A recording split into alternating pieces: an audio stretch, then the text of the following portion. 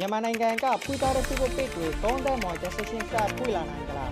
ဒီမေကိုနဲ့ပတ်သက်ပြီးတော့လူတော်များကျွန်တော်စီကိုလာရောက်မေးမြန်းခဲ့ကြတယ်အဲ့တော့ဒီနေ့ရဲ့ဗီဒီယိုမှာကျွန်တော်အနေနဲ့ဖြေပေးပါမယ်မြန်မာနိုင်ငံကဖွင့်ထားတဲ့ Facebook page တွေကောင်းတဲ့ monetization စကဖွင့်လာနိုင်ပါတယ်ပြီးခဲ့တဲ့နေ့ဆိုရင်တော့မြန်မာနိုင်ငံ client တယောက်ပေါ့နော်ကောင်းတဲ့ monetization ရှောက်ချင်လို့ဆိုပြီးတော့ကျွန်တော်စီကို survey အနေနဲ့လာအပ်ခဲ့တာပေါ့နော်ထုံးစံတိုင်းမှာပဲကျွန်တော်စီမှာ content monetization စလာအပ်ခဲ့ပြီးဆိုရင်တော့အယုံဆုံးတူရဲ့ Facebook page ကိုကျွန်တော်ကတော့စေကြည့်လိုက်တာပေါ့နော်ကျွန်တော်တူရဲ့ Facebook page ကိုစေကြည့်လိုက်တော့ပထမဆုံးကျွန်တော်ဘာတွေများမြင်တွေ့ခဲ့တယ်လဲဆိုတာကြတော့တူရဲ့ Facebook page မှာ content monetization စကပွေလာနေခဲ့တယ်အဲ့တော့ကျွန်တော်အနေနဲ့လည်းသူ့ကိုတော့မေးကြည့်လိုက်တာပေါ့နော် page ကမြန်မာနိုင်ငံကနေပဲဖွင့်လာခဲ့တာလားသူအနေနဲ့လည်းဟုတ်တယ်မြန်မာနိုင်ငံကနေပဲဖွင့်လာခဲ့တာပေါ့ပြီးတော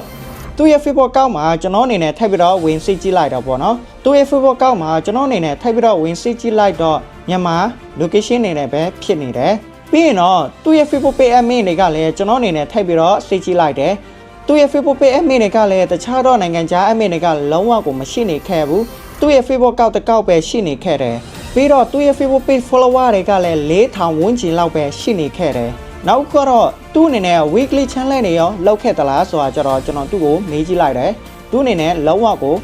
လောက်ခဲ့ပါဘူးဒီဟာတွေကရှိနေတောင်သူကတော့မသိနေခဲ့ဘူးပေါ့နော်အဲ့တော့သူ့ရဲ့ Facebook page မှာမြန်မာ location account နဲ့ရှိနေတာတောင် content monetization စကဘာလို့များပွေလာခဲ့တာလဲအဖြေကတော့သူ့အနေနဲ့ကိုပိုင် content တွေကိုပုံမှန်တော့တင်ပေးနေတယ် Facebook system ရတွေကလည်းသူတို့အနေနဲ့ကိုယ့်ရဲ့ Facebook page မှာကိုပိုင် content တင်နေတဲ့သူတွေကတော့ content monetization စက impact ပေးတာများတာပေါ့နော်ဒါကြောင့်သူ့ရဲ့ Facebook page မှာဆိုရင်လည်း follower တွေက4000ဝန်းကျင်လောက်ပဲရှိတယ်ပြီးတော့ PMN ကဆိုရင်လည်းမြန်မာနိုင်ငံက PMN တွေကပဲရှိတယ်တခြားသောနိုင်ငံခြား admin တွေကလုံးဝကိုမရှိနေခဲ့ဘူးနောက်ခုကတော့သူ့ရဲ့ Facebook account ကဆိုရင်လည်းမြန်မာ region account လည်းဖြစ်နေတယ်နောက်ဆုံးကျတော့သူ့ရဲ့ Facebook page မှာ content monetization စကပွေလာခဲ့တယ်အကြောင်းရင်းကတော့သူ့အနေနဲ့ကိုပိုင် content တွေကိုတင်ခဲ့တယ်သူများဗီဒီယိုကဆိုရင်လည်းသူ့အနေနဲ့လုံးဝကိုယူသုံးထားတာမရှိခဲ့ပါဘူးဒါပေမဲ့ဒီမြန်မာနိုင်ငံမှာရှိနေတဲ့သူတွေတော့ကျွန်တော်အနေနဲ့အကြံပေးချင်တာကြတော့ဘာလဲဆိုတာကြတော့ Facebook ကောက်ကနေပိတ်လိုမျိုးပုံစံပြောင်းထုံးတာထက် business page တိတက်ကိုဖွင့်တာကြတော့အကောင်းဆုံးပါပဲ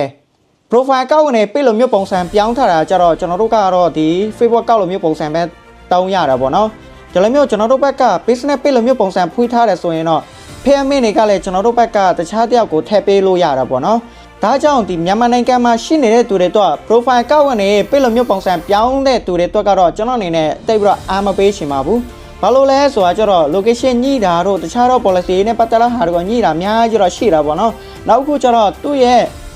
future tour တွေကလည်းအရန်တော့စုံစုံလေးမရှိခဲ့ပါဘူး business manager ကျွန်တော်ဘက်ကချိန်မယ်ဆိုရင်လည်းမရဘူးနောက်ခုကတော့ပါလဲဆိုတာကျတော့ PMN တွေကကျွန်တော်တို့ဘက်ကထဲမယ်ဆိုရင်လည်းထဲလို့မရခဲ့ပါဘူးမြန်မာနိုင်ငံမှာရှိနေတဲ့သူတွေတော့ကတော့ profile ကောက်နေပြလို့မျိုးပုံစံပြောင်းပြီးတော့ monetization တော့လုပ်မယ်ဆိုရင်တော့ကျွန်တော်အနေနဲ့လုံးဝကိုမအားပေးချင်ပါဘူးအတိကbusiness page အတိတက်လိုမျိုးပုံစံဖွင့်ပြီးတော့တောင်းတာကြတော့အကောင်းဆုံးပါပဲဒီလိုမျိုး business page တွေကတော့သူကဘယ်လိုမျိုးပုံစံရှိတယ်လဲဆိုတာကြတော့ကျွန်တော်တို့ဘက်ကဗီဒီယိုတင်တဲ့ခါကျရင်လည်းတင်ရအရန်တော့လွယ်ကူတယ်နောက်ခုကျတော့ location နဲ့ပတ်သက်တဲ့ပြဿနာတွေကလည်းညှိတာလုံးဝကိုမရှိဘူးပေါ့နော်ညှိခဲမယ်ဆိုရင်တော့ကျွန်တော်တို့ဘက်ကဖြည့်ရှင်းရအရန်တော့လွယ်ကူတယ်နောက်ခုကျတော့ PMN တွေကလည်းကျွန်တော်တို့ဘက်က10ရောက်လောက်ထိထဲမယ်ဆိုရင်ထဲလို့ရတယ်တခြားတော့နိုင်ငံခြားက admin တွေကထဲမယ်ဆိုရင်လည်းထဲလို့ရတယ်ဒီလိုမျိုး business page တွေကတော့သူ့ရဲ့ future tour တွေကလည်းအများကြီးတော့စုံစုံလင်းလင်းနဲ့ရှိတာပေါ့နော်တခြားတော့ခုနလိုမျိုး profile ကောက်နေပြလိုမျိုးပုံစံပြောင်းထားတာနဲ့လုံးဝကတော့မတူဘူးပေါ့နော်ဒါဆိုရင်တော့မြန်မာနိုင်ငံမှာရှိနေတဲ့သူတွေတော့ပေါ့နော်ဒီလိုမျိုး content monetization စပွေလာဖို့တော့ဘာတွေများလုပ်ပေးရမလဲဆိုတာကြတော့ပထမဦးဆုံးအနေနဲ့ကျွန်တော်တို့ဘက်က Facebook page တစ်ခုအနေနဲ့ရှိထားရပါမယ်ပြီးရင်တော့အဲ့ဒီ Facebook page မှာကိုပိုင် content အနေနဲ့တင်ပေးရပါမယ်ပြီးတော့ကျွန်တော်တို့တောင်းနေတဲ့ Facebook ကောက်တွေမှာPremier VPN အနေနဲ့ဝယ်သုံးပါနောက်ခုကတော့နိုင်ငံခြား admin အနေနဲ့ထည့်ပေးရပါမယ်ဘာလို့များနိုင်ငံခြား admin ကထည့်ပေးရတယ်လဲဆိုတာကြတော့ဒီကကျွန်တော်တို့ရဲ့ Facebook page တွေမှာနိုင်ငံခြား admin ရှိထားတယ်ဆိုရင်တော့ Facebook page ကလည်းဒီလိုမျိုး content monetization စကပေးလာဖို့တော့မြင်တယ်ပေါ့နော်အဲ့တော့ခုနတယောက်ကဆိုရင်လည်းသူ့မှာကြတော့ဒီနိုင်ငံခြား admin မရှိခဲ့ဘူးဆိုရင်တော့ဘာလို့များဒီ content monetization စကပူလာခဲ့တယ်လဲပေါ့နော်ဒါတွေကလည်းသူ့အနေနဲ့ခံကောင်းလို့ရခဲ့တာပေါ့နော်ပုံမှန်ဆိုရင်တော့ကျွန်တော်တို့ရဲ့ Facebook page တွေမှာနိုင်ငံခြား admin ကတော့မဖြစ်မနေရှိထားရမှာပေါ့နော်အဲ့တော့ဒီမြန်မာနိုင်ငံ admin တွေကထွက်เสียလို့တလားဆိုတာကျတော့ no ထော့ဆရာကလုံးဝကိုမလွယ်ပါဘူးနိုင်ငံခြားအမင်းတယောက်ရှိထားရင်တော့ရပါပြီအသေးကရေးကြီးဆုံးအချက်ကတော့ကျွန်တော်တို့အနေနဲ့ကိုပိုင် contact ကိုပဲတင်ပါသူများဗီဒီယိုတွေကိုလုံးဝကိုမယူတောင်းပါနဲ့ကျွန်တော်တို့ရဲ့ Facebook page တွေမှာကိုပိုင် contact အနေနဲ့ပုံမှန်တော့တင်ပေးရပါမယ်ပြီးရင်တော့အဲ့ဗီဒီယိုတွေကလည်းကျွန်တော်တို့အနေနဲ့ view များများအနေနဲ့ရအောင်တော့လုပ်ပေးရအောင်မယ်ပေါ့နော်ကတော့ကိုပိုင် contact တွေကတင်တယ်ဒါပေမဲ့ view အနေနဲ့ like တို့ share တို့လုံးဝကိုမရှိနေဘူးဆိုရင်တော့ကျွန်တော်တို့ရဲ့ Facebook page တွေက contact monetization စပွင့်လာဖို့ကလည်းမလွယ်ဘူးပေါ့နော်ဒါကြောင့်ကိုဘက်ကကိုပိုင် contact တွေကလည်းပုံမှန်တင်ပေးရပါမယ်ကိုယ့်ရဲ့ video တွေကပေါအောင်တော့လုပ်ပေးရမယ်ပေါ့နော်လူစဝင်စားမဲ့အကြောင်းအရာတွေကိုတင်ပေးရပါမယ်ဒီလိုမျိုးပုံစံကျွန်တော်တို့ဘက်ကလုပ်ပေးနေဆိုရင်တော့နောက်ပိုင်းကျရင်တော့ကျွန်တော်တို့ရဲ့ Facebook page တွေမှာ contact monetization စကတေချာပေါက်ပွင့်လာလိမ့်မယ်အရှင်းမှာဒီ video နဲ့ပတ်သက်တာကျွန်တော်ပြောချင်တာကြောင့်ပါလဲဆိုတာကျတော့မြန်မာနိုင်ငံကဖွင့်ထားတဲ့ Facebook page တွေကလည်း contact monetization စကပွင့်လာနိုင်ပါတယ်ဒါကြောင့်အခုလက်ရှိကျွန်တော်ပြောပြပေးထားတဲ့ဒီအချက်တွေကိုမိတ်ဆွေတို့အနေနဲ့ပုံမှန်တိုင်းပဲလုပ်ပေးနေတယ်ဆိုရင်တော့နောက်ပိုင်းကျရင်တော့မိတ်ဆွေတို့ရဲ့ Facebook page တွေမှာတေချာပေါက် content monetization စကပွင့်လာလိမ့်မယ် content monetization စကပွင့်လာခဲ့ပြီးဆိုရင်တော့ကျွန်တော်တို့အနေနဲ့ဘန်ကောက်တွေကစပြီးတော့ချိန်ပေးရတော့မယ်ပေါ့နော်ဒါပေမဲ့ဘန်ကောက်ချိန်တဲ့ခါကျရင်လည်းကျွန်တော်တို့အများကြီးတော့သတိထားရပါမယ်